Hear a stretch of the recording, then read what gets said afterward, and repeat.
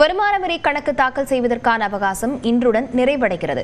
வருமான வரி தாக்கல் செய்யவில்லை என்றால் எவ்வளவு அபராதம் விதிக்கப்படும் என்பதை இந்த செய்தி தொகுப்பில் பார்க்கலாம்.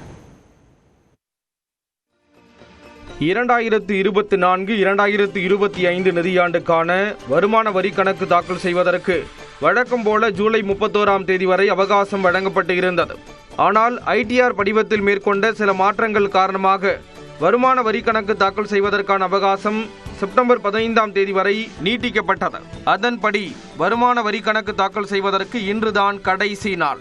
ஒருவேளை இன்றைக்குள் வருமான வரி கணக்கு தாக்கல் செய்யவில்லை என்றால் வருமானத்திற்கு ஏற்ப அபராதம் விதிக்கப்படும். வருமான வரி சட்டப்பிரிவு 234F கீழ் தாமதமாக வருமான வரி தாக்கல் செய்பவர்கள் 5 லட்சத்திற்கு மேல் வருமானம் ஈட்டி வந்தால் 5000 ரூபாய் அபராதம் செலுத்த வேண்டும். அதே சமயம் 5 லட்சத்திற்கும் கீழ் வருமானம் ஈட்டியிருந்தால் 1000 ரூபாய் அபராதம் விதிக்கப்படும்.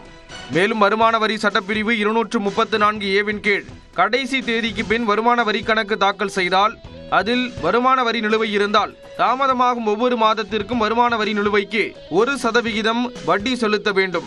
எனினும் டிசம்பர் 31ஆம் தேதி வரை திருத்தப்பட்ட மற்றும் தாமதமான வருமான வரி கணக்கை வட்டி மற்றும் அபராதத்துடன் சேர்த்து செலுத்த வேண்டும் என அறிவுறுத்தப்பட்டுள்ளது.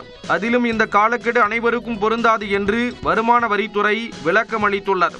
தனிநபராக வரி செலுத்துவோர், தணிக்கை தேவையில்லாத இந்து கூட்டு குடும்பங்களுக்கு மட்டுமே இந்த காலக்கெடு பொருந்தும் என குறிப்பிட்டுள்ளது.